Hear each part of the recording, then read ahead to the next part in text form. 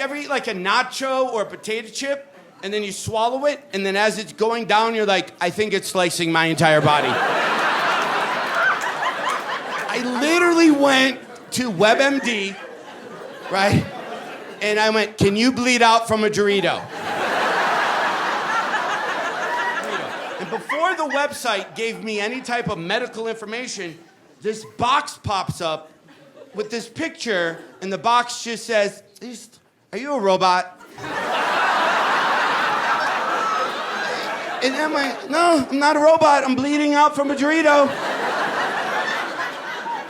It's just like, I don't know. I just don't know if you're not a robot.